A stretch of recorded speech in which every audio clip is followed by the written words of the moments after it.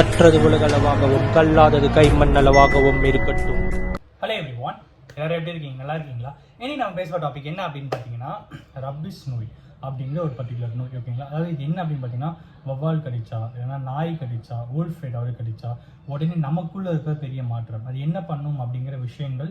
So அதுக்கு அடுத்து என்னென்னலாம் ஆகும், அதோட சீரியஸ் கண்டிஷன்ஸ் என்ன அப்படிங்கிற எல்லா விஷயங்களும் தான் இந்த வீடியோவில் உங்களுக்கு நான் வந்து பேச போகிறேன். ஃபர்ஸ்ட் ரப்பிஸ் அப்படிங்கிறது என்ன அப்படின்னு பார்த்தீங்கன்னா, நம்ம முன்னாடியே உங்களுக்கு சொன்ன மாதிரி நாய் கடிக்கிறது, வவ்வால் ஏதாவது கடிக்கிறது, அப்புறம் வந்து wolf ஏதாவது கடிக்கிறது.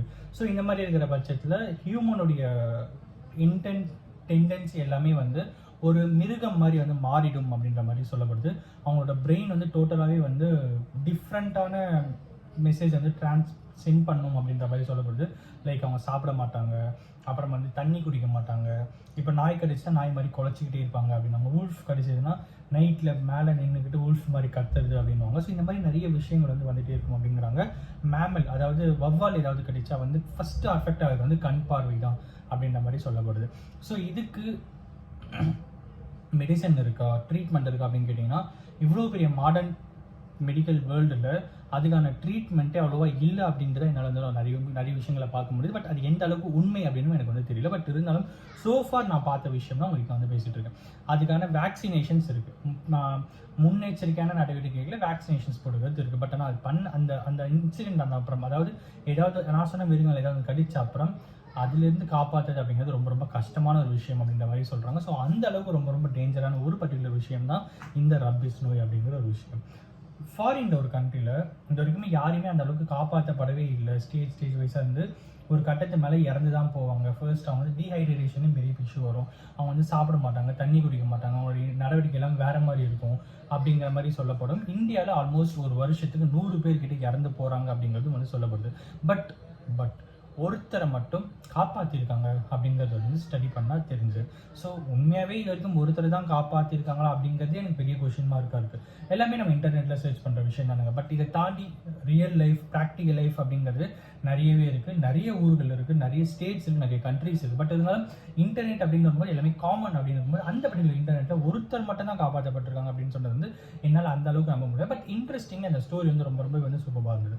என்ன அப்படின்னு பார்த்தீங்கன்னா, ஒரு சின்ன குழந்தை, அந்த குழந்தை வந்து நார்மலாக ஒரு நாள் இங்கே போயிட்டு இருக்கும்போது ஒரு வவ்வால் வந்து குட்டி வவ்வால் கீழே இருந்திருக்கு அப்படின்னு சொல்லி அந்த குழந்தை போய் டச் பண்ணி அந்த வவ்வால் வந்து கடிச்சிருக்கு. ஸோ அந்த வவ்வால் கடிச்ச அப்புறம் என்ன ஆகுதுன்னா, அப்போ அந்த பொண்ணுக்கு எதுவுமே தெரியல, குழந்தைல எதுவுமே தெரியல. ஸோ அதுக்கப்புறம் 6 months ஆகுது. அதுக்கப்புறம் ஸ்லோவாக அந்த குழந்தையோட கண் வந்து அஃபெக்ட் ஆகுது, கண் பார்வை குறைய ஆரம்பிக்குது.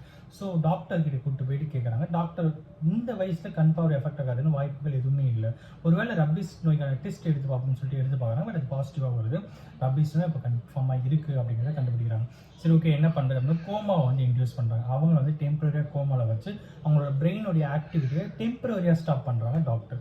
ஏன் அப்படின்னு பார்த்தா, அந்த பிரெயினோட ஆக்டிவிட்டியை பேஸ் பண்ணி தான் எல்லா விஷயங்களும் நடக்குது. பிரெயின் சொல்றதால தான் தண்ணி குடிக்காம போகிறாங்க, பிரெயின் சொல்றதால தான் சாப்பிடாம போகிறாங்க, பிரெயின் சொல்றதால தான் நாய் மாதிரி கத்துறாங்க, பிரெயின் சொல்றதால தான் வவ்வால் மாதிரி wolf மாதிரி வந்து மேலே ஏறி கத்துறாங்க. ஸோ இது எல்லாமே பிரெயின் சொல்கிற விஷயம் தான். அந்த பிரெயினை கொஞ்சம் ஸ்லோ பண்ணி கண்ட்ரோல் பண்ணி ஸ்டாப் பண்ணோம்னா நமக்குள்ளே இருக்கிற நோய் எதிர்ப்பு சக்தி போராடி அந்த பர்டிகுலர் ரப்பிஸ் நோயை தீர்க்குமா அப்படிங்கிற ஒரு ட்ரையல் அண்ட் எரர் கான்செப்டில் டாக்டர்ஸ் வந்து ட்ரை பண்ணுறாங்க.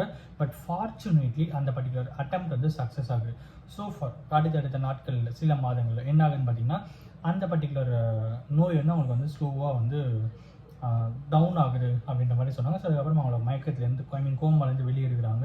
அப்புறம் அவங்களுக்கு கண் பார்வையும் ஓரளவுக்கு சரியாகுது. அதுக்கப்புறம் அவங்க அம்மா யாருன்னு ஐடென்டிஃபை பண்ணுறாங்க, அவங்க அப்பா யாருன்னு ஐடென்டிஃபை பண்ணுறாங்க, எல்லாமே பண்ணுறாங்க. பட் அன்ஃபார்ச்சுனேட்லி ஒரு பர்டிகுலர் விஷயம் நடக்குது.